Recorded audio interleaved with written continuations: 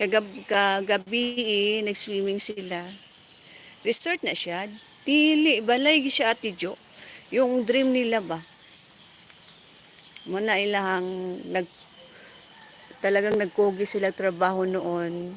Tapos yung dream house nila, ganito, farm. Tapos may mga anik-anik para maano sa mata. Mora siya resort. Ay kabaw oh. Ito yung kalaban na sinakyan ko.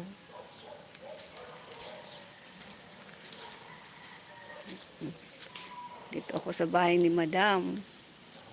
Ang gate ni Madam.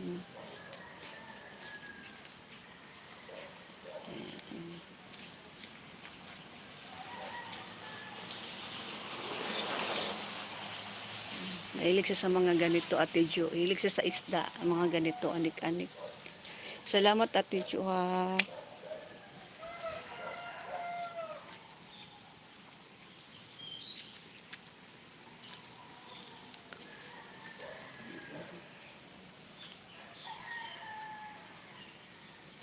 Hello, kaibigan Kalabaw.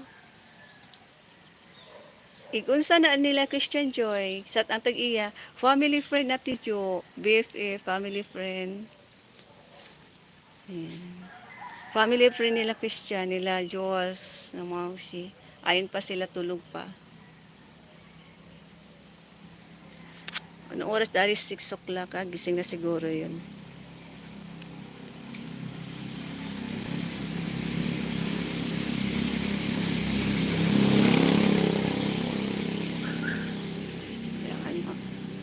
Yan, mahilig sa mga ganito anik-anik.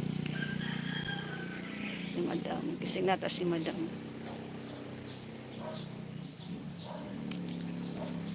Ayan, parang nasa ibang bansa.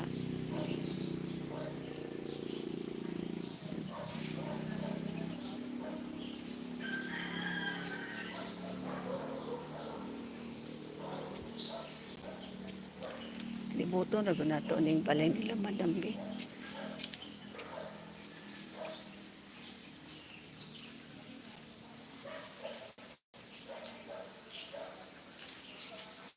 Di alam na may-ari.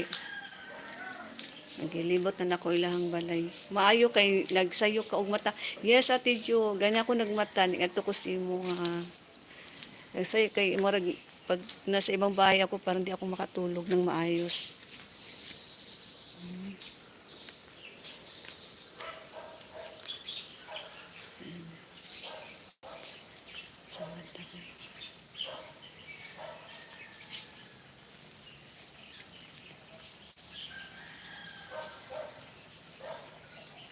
Mga bahay. Ito yung mga bahay ng ano nila kasama sa bahay. Ayan. Ang bayad na may-ari dito, Ate Jo. Yung mga kasama niya sa bahay, binibigyan niya ng bahay. Ano, yung, ayan, yung nag-aalaga, yung mga ano niya sa bahay. Binibigyan nila lang lupat bahay. Tapos hanggang sa nag-asawahan na dito na rin. Nagkaanak, ayan. May mga anak sila na sa ibang bansa. Hindi naman na matawag-tawag agad ng help. Kaya ginawa nila yung mga kasama na sa bahay, binigyan ng bahay para in case of emergency, matawag nila agad. Keep going, Joy, para sa ekonomiya natin sa YouTuber. Thank you so much, Ate Jo. Miss you. Love, love. Kamusta kayo, Doc? Richie na dahil sila, Joy. Richie. Medyo. Naka ano lang. Kay Morag, Morag may katungkulan ba sa ubang nasod. Tapos gusto nilang, pagtigo lang nila, muli sila dahil sa Pinas. Nagpalit sila balay, gusto nila ng farm. Dapat sila yung farm, Ate Jo. Gusto nila ng peace of mind, gusto nila bukid.